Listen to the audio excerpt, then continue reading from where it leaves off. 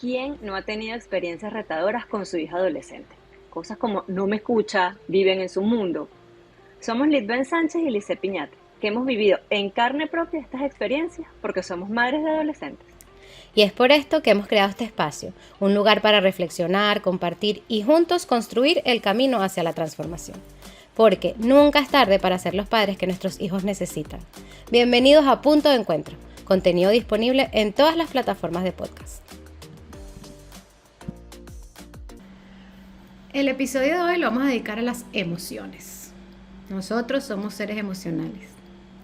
Hay más de 150 tipos de emociones, pero hoy hablaremos de las básicas o de las primarias, que son esas emociones con las que nacemos, no las aprendemos. Y de ellas se derivan todas las demás. Y pues bueno, hoy mi querida Litben va a conversar un poco más del tema de lo que son las emociones básicas. Ella las llama Marta y se refiere a cada una de las letras de esa emoción que vamos a hablar: miedo, alegría, rabia, tristeza y amor.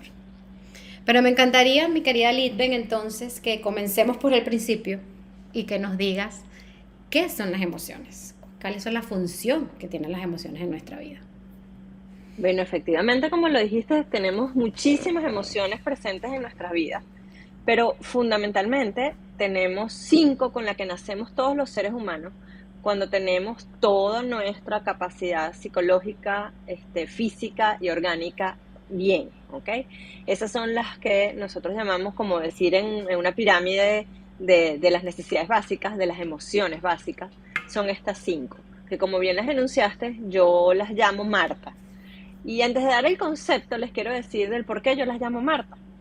Porque esa película maravillosa que se llamó Inside Out o Intensamente fue fundamentada precisamente en dar a conocer estas emociones básicas que están presentes en todos los seres humanos, que nacen con nosotros, son innatas y son fundamentales entenderlas y darles el nombre que corresponde.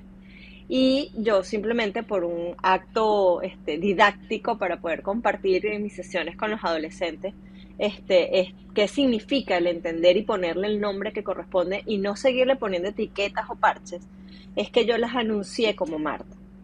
Y tú le dices efectivamente esos nombres que son miedo, alegría, rabia, tristeza y amor. Pero bien, vamos a comenzar por el principio de qué son las emociones. Bueno, son estados afectivos que experimentamos todos los seres humanos. Son reacciones subjetivas al ambiente que vienen acompañados de cambios orgánicos, fisiológicos, endocrinos, de origen innato. ¿Y a qué se llama reacciones subjetivas? Que cada individuo las va a vivir de una manera diferente. Cada individuo las va a sentir y las va a experimentar de una manera auténtica, única, como cada quien lo sienta y lo padezca, por decirlo así. Y hay características fundamentales de estas emociones. Todas las emociones van y vienen. Algunas pueden durar muy poquito tiempo, o sea, un pico de emoción, un pico de euforia, de alegría, un pico de tristeza, un pico de rabia, algo que leo y no me gusta. Pero otras pueden durar más. ¿Y qué es lo importante de reconocer qué es una emoción, a qué es un estado de ánimo? Que cuando una emoción permanece mucho tiempo en nosotros, va a generar como consecuencia estados de ánimo. Las emociones también pueden presentarse de manera leve, de manera intensa o cualquier como nivel intermedio en esa escala, ¿ok? Y esa intensidad de esa emoción va a depender de ese grado de subjetividad o de esa situación, de cómo la interprete cada persona. Y por último, creo que es muy importante resaltar que no existen emociones buenas y malas. Tenemos que empezar a romper con ese paradigma y ese significado que le hemos querido dar quizás cuando esa persona está triste, esa persona está deprimida, esta persona vive rabiosa, vive como que en un estado de ánimo malo. No, todo eso son emociones buenas y malas porque todos nos enseñan o nos activan diferentes acciones, diferentes maneras de preservarnos en el medio ambiente, en la sociedad, para de alguna manera hacernos resilientes, hacernos capaces de ver el mundo de otra manera y de que además saber que hoy podemos estar aquí en esta emoción, pero si la superamos y la gestionamos adecuadamente, podemos pasar a otra de una manera mucho más satisfactoria. ¿Ok?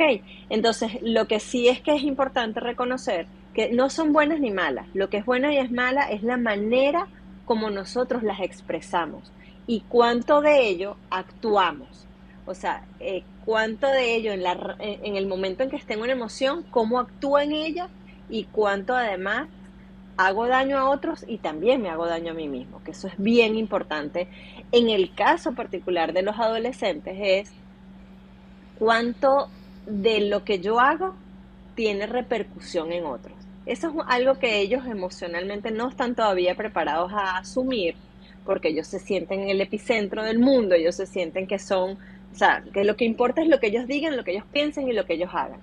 Pero es importante hacer ver desde esa gestión de que de alguna manera todo lo que yo haga no solamente repercute sobre mí, sino repercute sobre mi red de apoyo más inmediata, que son mis padres, mis hermanos, mis abuelos, si yo vivo con esa, para que eso va a generar efectivamente una manera de relacionarme, una manera de interactuar, que después va a repercutir en muchos otros aspectos de mi vida, escolar, o sea, académico, laboral, con amigos, círculo de amistades, relaciones amorosas, relaciones incluso desde el punto de vista de la sociedad, desde la autoridad, desde lo que significa, por ejemplo, hablar con una autoridad, un policía, un bombero, un juez, un maestro, un director de colegio, una universidad. Entonces tiene que ver con todas esas emociones que de alguna manera el saberlo gestionar parte del reconocer esas 5 emociones básicas. A mí me encanta eso que dices, y me ha tocado a mí personalmente de nuevo resignificar, ¿no? Hacer esa reflexión de que no hay emociones buenas ni malas. Son emociones agradables o desagradables. Pero no quiere decir que es bueno y malo. Cuando a mí me dicen que algo es malo, entonces yo trato de alejarme de eso, lo voy a reprimir, no lo puedo sentir porque estoy haciendo algo malo. Y obviamente al momento de reprimir una emoción que yo estoy sintiendo, y como tú bien lo decías, es innata, es decir, yo no puedo controlar sentirla, es decir, se va a producir dentro de mi cuerpo, pero si yo no la expreso, entonces después tenemos esas somatizaciones a nivel fisiológico, enfermedades, que ya está todo bien comprobado científicamente que eso es así. La mayoría de las enfermedades tienen un origen emocional no expresado, no sacado, no experimentado. Entonces, si ya nosotros nacemos con esas emociones, es por algo, ellas tienen una función, como tú lo estabas diciendo. Y la mayoría de las veces son funciones adaptativas, quizás de protección, de aproximación, de alejamiento. Entonces, de protección incluso. Exacto. De protección, que eso es súper importante saber. Entonces no es reprimirlas, es como tú bien dices, aprender a gestionarlas. Pero ¿cómo yo las gestiono? Primero tengo que identificarlas, saber qué es lo que estoy sintiendo, ¿ok? Expresar, validar, y después de allí, qué es lo que siento que tú nos estás comentando, es que lo que sí puede ser malo o negativo no es la emoción como tal, sino cómo esa emoción me controla, cuál es la conducta o la reacción que yo estoy teniendo ante esa emoción, si es acorde o no con la situación, y si en efecto, como tú bien decías, se convierte entonces en un estado de ánimo prolongado, y eso es lo que está manejando mi vida. No sé exactamente, si totalmente. Y aquí, efectivamente es así, y reconocer la emoción, porque ¿qué está pasando y qué pasa particularmente en nuestros adolescentes? Que no la reconocen y simplemente dicen, no me pasa nada, o la omiten desde el no querer darle el nombre que corresponde. Y por eso siempre es mi invitación cuando hago estas prácticas y cuando comparto esta información con ellos, es decir, siempre búscale el nombre dentro de Marta, porque eso es lo que te está permitiendo sentir, expresar, o sea, y además el cuerpo te va a decir siempre de alguna manera cuál es ese indicador, cuál es esa emoción que está presente. No es lo mismo lo que sentimos cuando tenemos miedo a cuando tenemos alegría. No es lo mismo lo que yo siento cuando tengo amor o siento amor por algo a cuando tengo rabia. Y no es que sean contradictorias, es que simplemente el organismo va a disparar diferentes sistemas, se van a activar y nos van a hacer sentir diferentes cosas. Entonces, para eso, quiero compartir, y ya para ir cerrando, qué significan estas emociones, cuál es el significado, el concepto de cada una de esas. ¿Qué es el miedo? Porque el miedo lo vemos como algo así como que, no, usted no puede sentir miedo, usted no puede sentir no, el miedo es toda anticipación a una amenaza o a un peligro que produce ¿qué? Ansiedad, incertidumbre e inseguridad. Entonces, ¿qué pasa cuando nuestros hijos a veces son temerosos de tomar acciones o de decir algo? Es que, no, es que él es muy inseguro y ya etiquetamos y ya ponemos ese nombre. Ujú. Ahí tenemos que preguntarnos, al contrario, ¿qué miedo tienen a nuestras reacciones, al enfrentarse con eso? ¿Qué miedo, ese miedo lo está paralizando o ese miedo simplemente lo está motivando a hacer las cosas? Y aquí es algo muy genuino. Es un miedo, por ejemplo, la pandemia fue un miedo que nos paralizó el mundo completo. Nos paralizó porque era algo totalmente nuevo, nunca lo habíamos experimentado, no sabíamos cómo actuar y nos paralizó en muchos casos. A la gente se quedó encerrada, enjaulada, después incluso ha tenido consecuencias en muchos, y eso lo estamos viviendo lamentablemente en los adolescentes, los efectos post pandemia relacionados a este miedo. Entonces, ese miedo nos paralizó inicialmente, pero después, ¿qué nos hizo? Ese miedo nos permitió decir, ok, hay que salir de esto. Esta incertidumbre tenemos que buscarle una solución.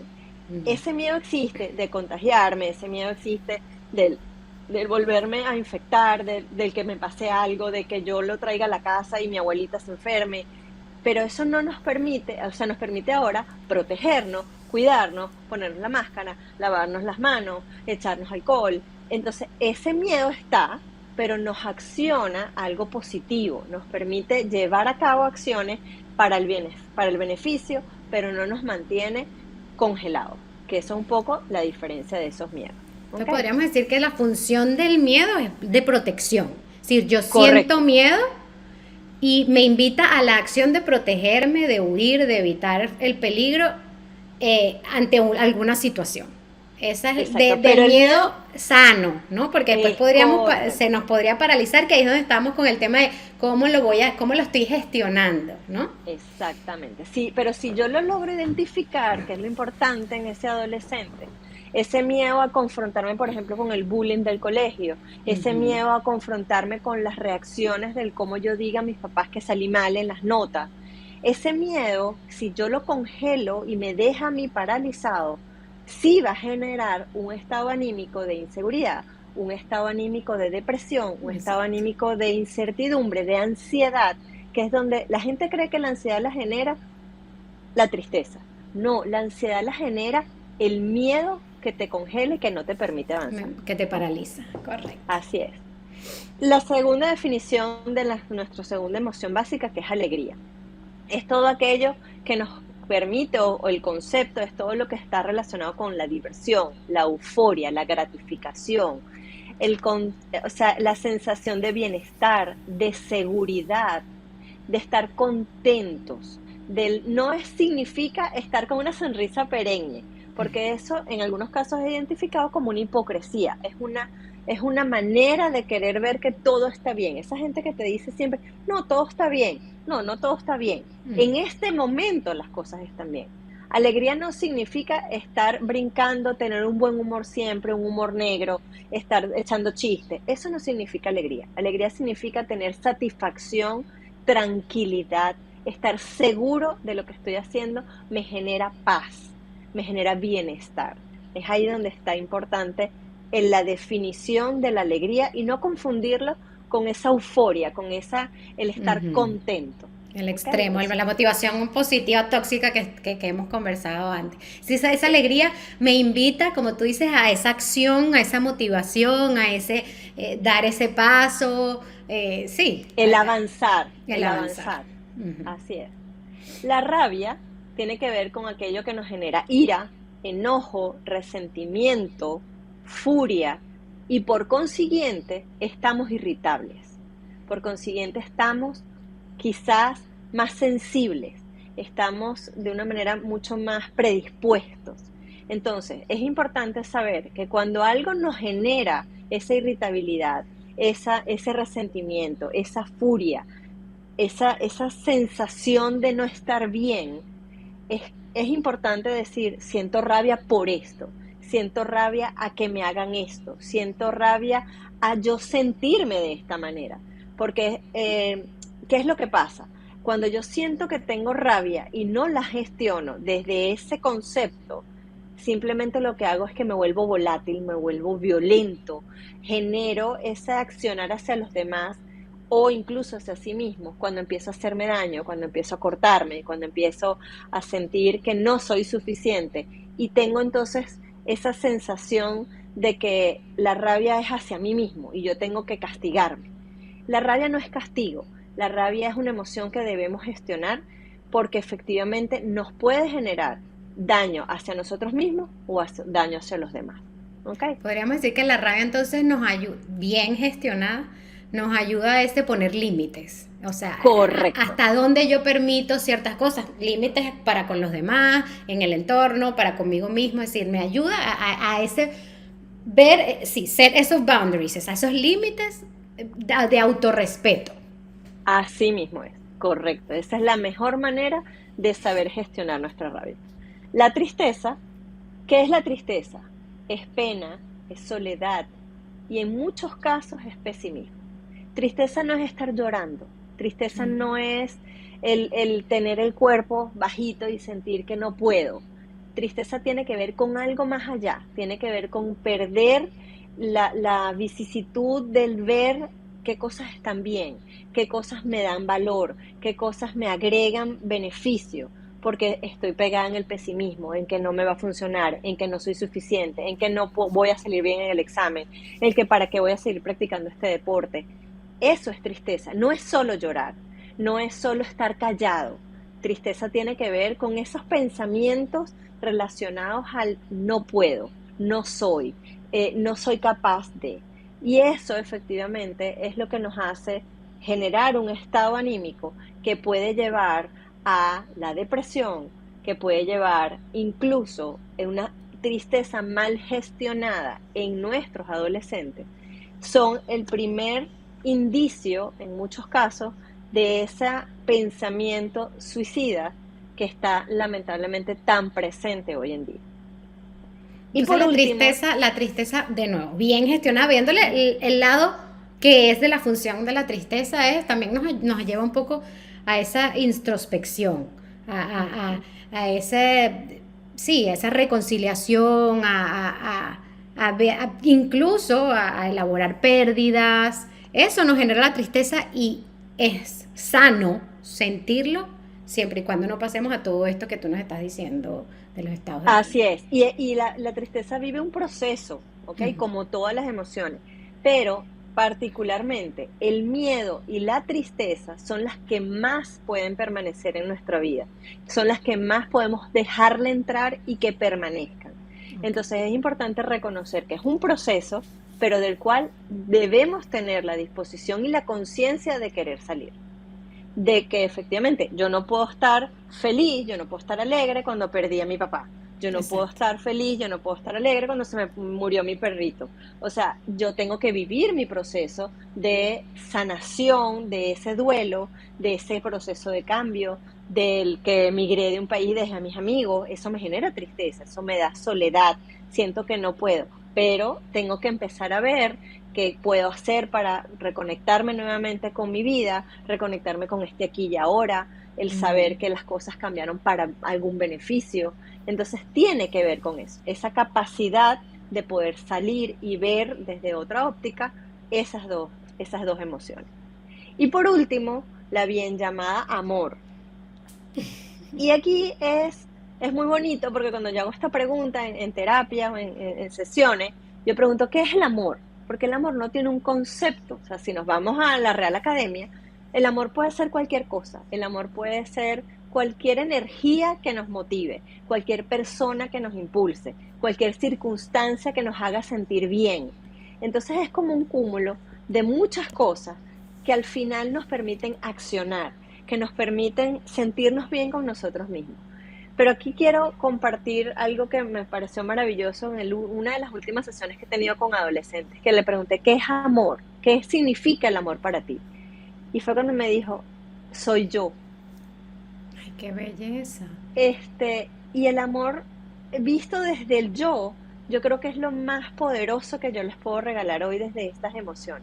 El amor siempre debe partir desde el concepto de ti mismo, el Ujú. autoconocimiento, el saber que lo que yo soy puedo dárselo a los demás y en virtud de eso yo puedo entregar, puedo amar a otros, puedo amar el deporte, puedo amar los estudios, puedo amar a mi familia, pero yo creo que el amor viene a darnos la lección de que el amor no es el corazón, el amor no es, depende de quién me quiera a mí, el amor no depende de la pareja, el amor no depende si yo tengo o no hijos, yo no tengo, no, o sea, el amor no depende de si mi papá o mi mamá me acepten o me quieran como yo soy, el amor tiene que ver con eso mismo, con esa gratitud, con ese sentir que yo soy lo que yo quiero ser y que cuando yo me veo en el espejo, yo soy capaz de abrazarme, de amarme, de decir te quiero, porque eso también es otra de las cosas que utilizamos. Utilizamos muchísimas, muchísimas etiquetas para expresar el amor. Te quiero, te adoro, te respeto,